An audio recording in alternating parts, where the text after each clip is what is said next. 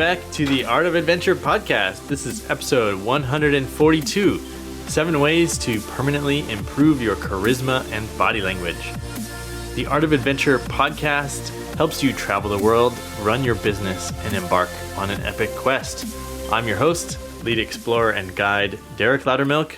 Head over to derekloudermilk.com to check out the show notes for this and all other episodes and join the community of the Art of Adventure. You'll find out at that website how you can participate in all the other great things around the Art of Adventure. And I want to say thank you to my patrons on patreon.com to help make the show possible. To donate, go to patreon.com/Derek Loudermilk. And this show is also made possible by myself. And so I get to come up with an ad spot. And right now I'm really enjoying the personal coaching that I've been doing.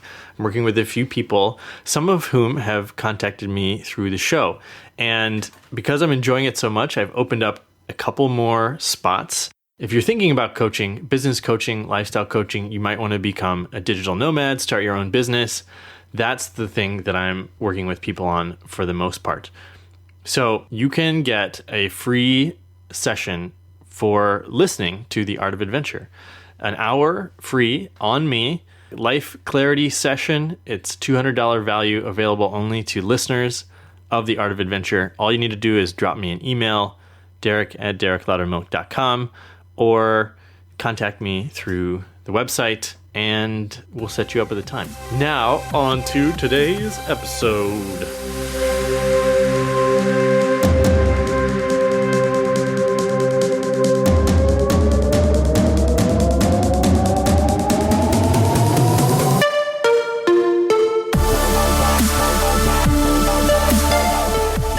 So in grad school, I had to teach microbiology laboratory.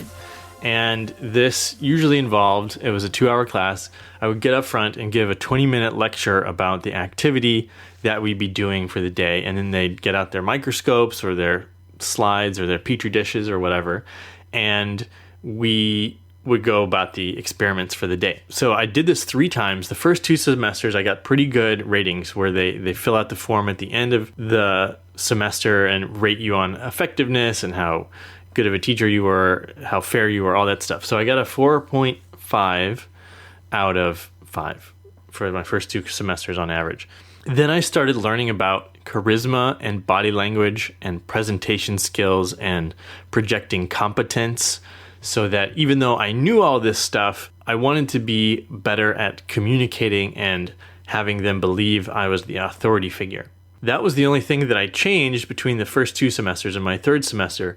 But my 3rd semester rating was 4.98 out of 5. That means 60 people in these classes, all but one, gave me perfect marks all across the board, which with that many people, and I'm sure that I had some kids that didn't like me as much, I'm really surprised. And that was the sign that all these little things I had been doing were really working. So I've been digging in to, how this works in social situations, all kinds of things. When I interviewed Vanessa Van Edwards, I can't remember what episode, but on The Art of Adventure, she mentioned that up to 93% of communication is nonverbal. And so we're communicating, our bodies are talking to each other without even saying anything. And if we can get a handle on that type of communication as well as our verbal communication, then we're going to do way better when we want people to listen to us. And as a podcaster, first thing that I looked at was my voice. So here's number 1, the thing that we're going to talk about for body language and charisma is the tone and sound of your voice. I had a couple of voice lessons in Bali, and that was both for podcasting and to learn to sing better. And I had a really talented coach, and we went through all these exercises to work on resonance and even learning Buddhist chants that help you access different parts in your chest where you can resonate more, or like Tibetan throat singing type stuff, all this crazy stuff, sticking out your tongue like a cat and, the lion's breath. What I got from this was that everyone started saying, oh, of course you have a podcast because your voice is naturally cut out for it.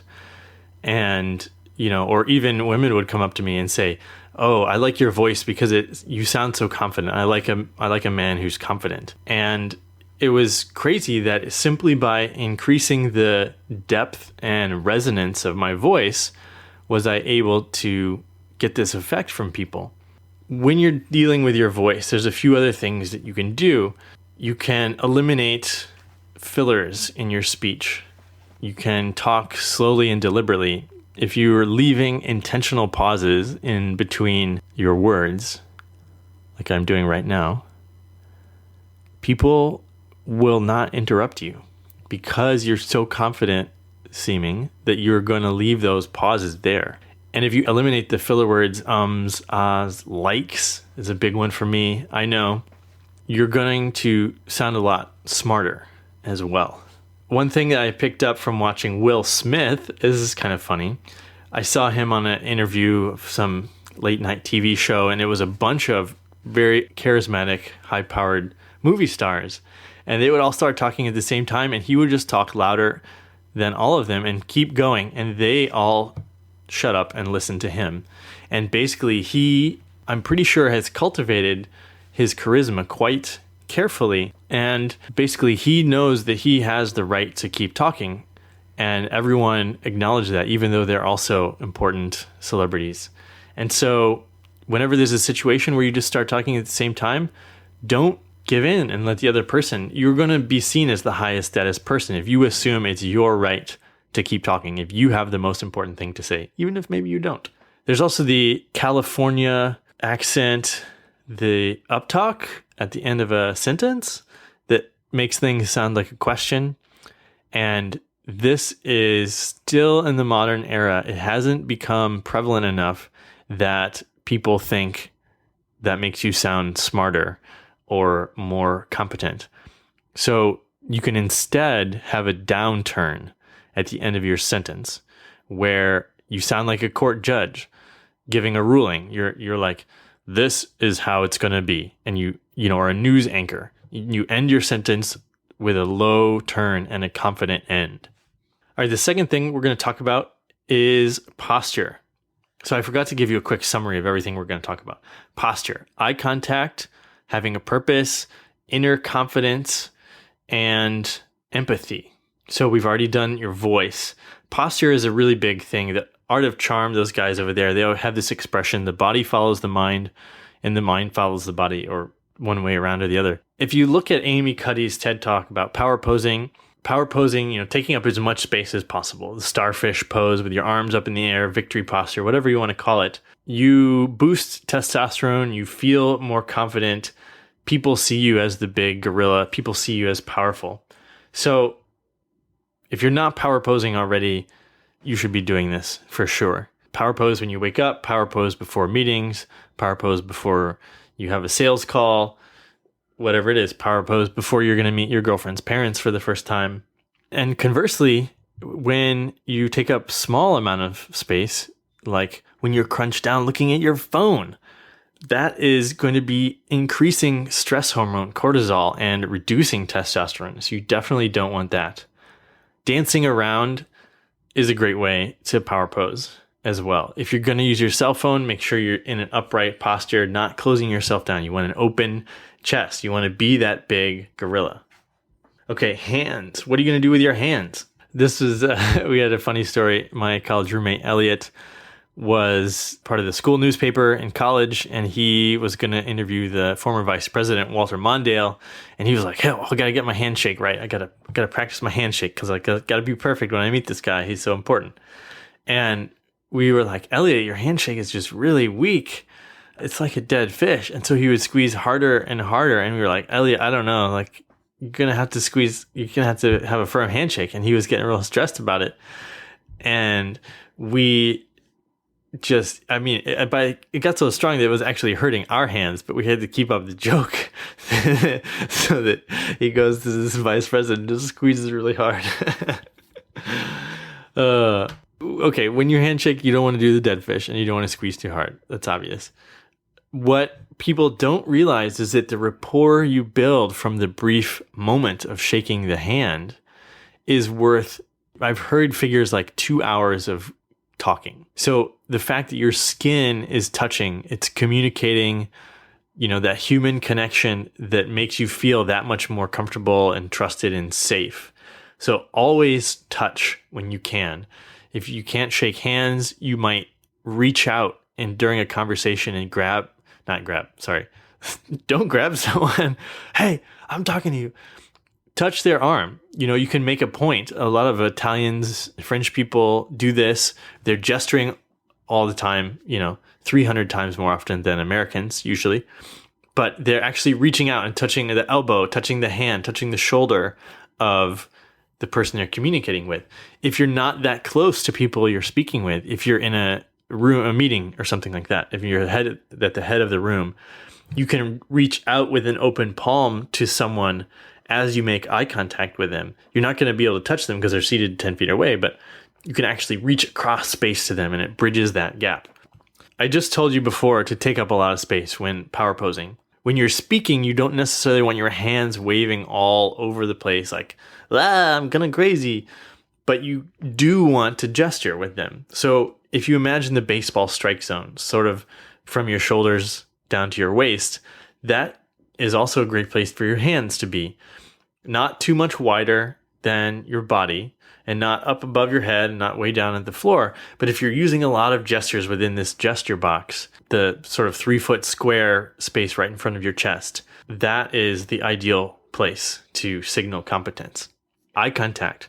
This is another great thing to do in a meeting or a conversation. Anytime you're speaking to multiple people or even one person, it's super easy to make eye contact while listening to someone.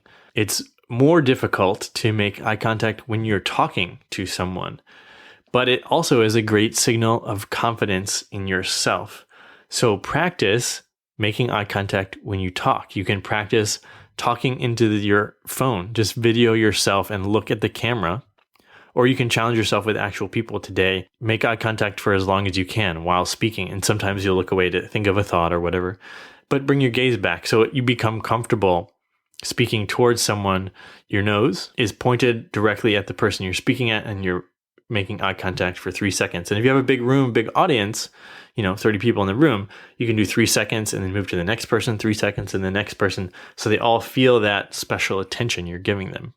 Another thing that can drive confidence, so it can drive a confident internal state, which then drives confident projection to other people, is having, you might have heard of Simon Sinek's Start With Why, but a lot of athletes have this. There's a purpose behind what they're doing. There's something greater than themselves. They're working towards supporting their family. They're working towards a cause that they believe in. Or from my example, I have a podcast and it allows me to reach out to busy, important people and get them on my show. There's something behind it. There's a reason we're both going to create an episode where we're going to teach something important for people to listen to. And you can achieve greater and greater things, and people are more willing to help you if you have this clear purpose. The next thing I want to talk about is confidence. Confidence is a really big topic, but I'll just mention briefly domain-specific or general confidence. So you can be really good at chess. You might be someone who's confident you can beat anyone at chess, for example, but you're not confident talking to members of the opposite sex. So that's domain-specific. And the more domain-specific confidence you get, the more that can translate to general confidence. So the more you have success and momentum and master the little things in life, the more general confidence you'll have that the next thing you do, you will be able to master. And in the book Mindset, Carol Dweck, this is, again, one of my favorite books, she talks about the growth mindset versus the fixed mindset. And the growth mindset is where you should turn for success. Basically, this is just the idea that anything you've ever achieved, you've earned, you've worked towards, you've mastered, you've learned, and that in the future, your success will be because of your effort, not because of your innate ability necessarily. I mean, everyone starts with their innate ability, but you weren't born walking. You had to walk. You weren't born being able to read and write and all these things. Everything you've ever done, you've achieved through effort. And this is a big part of grit and determination. And knowing that you will be able to master something is where confidence comes from. The last thing I want to touch on is empathy. People think that you're charismatic when they believe you care about them. And that's the feeling of warmth that they get when they talk to you for the first time or anytime they talk to you. They believe that you care about them. Obviously, you can do that through smiling, through warm and open body language. So I wanted to be an exciting person when people met me. I thought, what is one thing that I want people to think of me? I want them to think I'm exciting. And I reverse engineered that process. And I realized that people think you're exciting when you're into them, when you're curious and excited about their lives. And so if you simply get curious about people and what they're saying, you're inviting them to share themselves. If you want to understand them, then you can be empathetic to them and they will feel that warmth from you. So all these things, I gave you a bunch of tips, exercises, routines, all these things. All this is to say that these are signals that people perceive from your body language. I'm not saying do all these things even if it makes you feel inauthentic. What I am saying is that there are ways that you can practice these things enough so that they become habits, so that your true nature, your true personality, your true confidence comes through your body language, and that you can signal if you do know a lot about a topic, or if you do really like the person, or if you are confident in a situation, you want people to accurately be able to assess that for themselves. And because body language is so important, it's important to understand how our bodies are communicating. So feel free to practice any of these and let me know how they're working out for you. I'm sure one of them is going to make a really huge difference, more than all the others. I'm not sure which one it was for me. I really just love power posing. All these have made a difference in various aspects of my life. So I'd love to hear how things are working for you when you do attempt them. I challenge you to practice some of these and then leave a comment on iTunes with the results of your experimentation in practicing your body language and charisma. And you can do that on this episode in iTunes.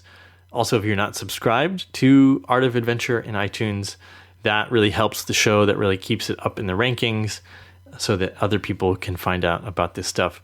This is one of my favorite things to talk about. If you have an organization and you want me to come train your organization in charisma and body language, I'm happy to do that as well. I'm doing several workshops around the country this fall. I'm happy to add more on my schedule if you want me to come to your organization. So to do that, drop me an email, derek@dereklaudermilk.com. That's it for today's episode. Thanks so much for listening. Now it's your turn to go out there and be adventurous.